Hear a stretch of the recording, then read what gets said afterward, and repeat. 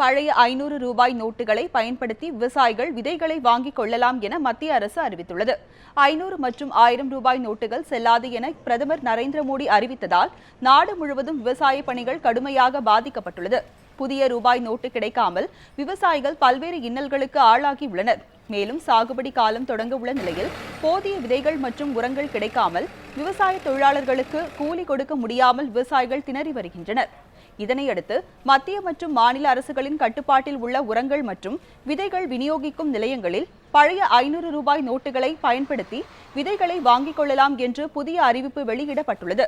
விவசாயிகள் தங்களின் அடையாள அட்டையை காண்பித்து விதைகள் மற்றும் உரங்களை வாங்கிக் கொள்ளலாம் என்று மத்திய நிதி அமைச்சகம் அறிவித்துள்ளது.